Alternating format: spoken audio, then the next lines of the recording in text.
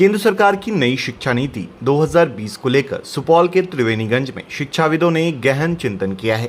ALY college सभागार में आयोजित 2 दिवसीय राष्ट्रीय सेमिनार में बिहार के अलग अलग विश्वविद्यालयों के VC सहित देश के जाने माने शिक्षक और नेपाल के शिक्षाविद शामिल हुए, जिसमें शिक्षा नीति से जुड़े हर एक पहलुओं पर विस्तार से चर्चा की गई है। इसके साथ ही खामियों को भी रेखांकित किया गया है। पूर्व मंत्री और समाजवादी नेता स्वर्गीय अनूप लाल यादव की प्रतिमा पर माल्यार्पण के साथ गोष्ठी का शुभारंभ हुआ। इस मौके पर मिथिला परंपरा के मुताबिक सभी मेहमानों का स्वागत किया गया। इस मौके पर मधेपुरा यूनिवर्सिटी के कुलपति प्रोफेसर डॉक्टर KP रमन ने कहा कि नई शिक्षा नीति को लागू करने से पहले देश में इसको लेकर जागरूकता और विस्तृत जानकारी साझा करना जरूरी है ताकि खामियों को दूर किया जा सके। जो हमारे बीच में काफी सरकार नई नीति को मौजूदा सत्र से लागू करने जा रही है, जिसे पुरानी शिक्षा नीति की अपेक्षा अधिक कारगर बताया जा रहा है। सेमिनार में आए शिक्षाविदों ने भी इसे रोजगार सृजन का भी जरिया बताया है। राष्ट्रीय सेमिनार का आयोजन है, जो ज्वलंत उदाहरण था नई शिक्षा नीति 2020। इस पर इसके पक्ष और विपक्ष में डिस्कशन की आवश्यकता था, विद्वानों की राय की आवश्यकता था। इसी उद्देश्य को देखते हुए नई शिक्षा नीति कैसी हो, इसमें क्या खामियां हैं, क्या विशेषताएं हैं, तो उसके लिए विद्वतजनों को, जैसे छपरा से हमारे VC साहब आए हुए हैं, अवध व पूर्व VC PN मंडल के वो भी आए हुए हैं, हमारे VC साहब RKP रमन जी आए हुए हैं, और नेपाल के VC दास जी आए हुए हैं, आप प्रो VC मैडम आभा जी आई हुई हैं। ये सभी विद्वान लोग इस पर डिस्कशन करेंगे कि ये शिक्षा नीति है क्या, इसके प्रति लोगों में जागरूकता कैसे हो। खास करके नई शिक्षा नीति की जागरूकता पर हम लोगों ने ऐसा कार्यक्रम किया है कि आम लोगों तक इसका उद्देश्य जाए, यह शिक्षा नीति क्या है, इसमें क्या विशेषताएं हैं। 2 दिन चलेगी। 2 दिन चलेगी। इसमें आज जो है उद्घाटन सत्र था, इसके बाद टेक्निकल सत्र होगा, कल भी टेक्निकल सत्र है।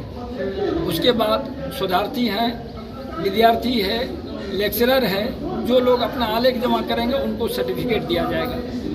तो हम आप सबों को बहुत बहुत बधाई देते हैं, बहुत धन्यवाद देते हैं, और ख़ास करके अनूप लाल महाविद्यालय परिवार एवं प्रधानाचार्य सबको हार्दिक बधाई है कि यह सेमिनार 2 दृष्टिकोण से महत्वपूर्ण है। एक तो है कि यदि यह सेमिनार हम कर रहे हैं तो NAAC की दृष्टि से महाविद्यालय काफ़ी लाभान्वित होगा, और जब NAAC से हम मान्यता प्राप्त कर लेंगे तो महाविद्यालय का विकास तीव्र गति से होगा। दूसरी ओर अभी नई शिक्षा नीति जो बर्निंग पॉइंट है हम लोगों का, यह एक ज्वलंत समस्या है, और हम लोगों को इसी सत्र से यानी 2023-27 में हम लोगों को न्यू एजुकेशन पॉलिसी के अनुसार ही ग्रेजुएशन स्तर पर नामांकन देना होगा और उसको लागू करना होगा।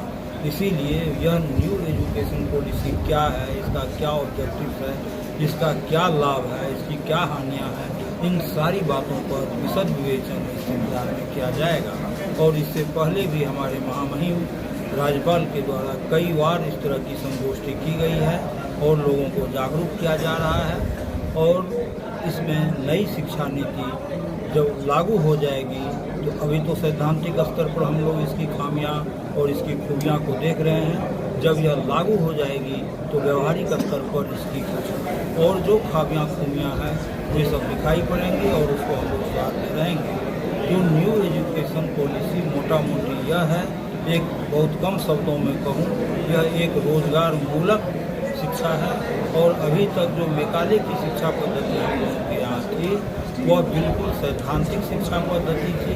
हम यूँ कहें कि वह शिक्षा पद्धति यह थी कि बंदर जो पेड़ पर चढ़ता है उसको नदी में नहाने का इंतजाम किया जा रहा था, और मछली जो पानी में तैरती है उसको पेड़ पर सिखाने के लिए पेड़ पर चढ़ने के लिए सिखाया जा रहा है। लेकिन यह शिक्षा पद्धति जो है बिल्कुल हमारी भारतीयता पर आधारित है, और हमारी भारत की जनसंख्या जिस कदर से बढ़ रही है और बेरोजगारी जिस गति से बढ़ रही है, उसके अनुरूप यह शिक्षा पद्धति है कि हम रोजगार कैसे प्राप्त करें।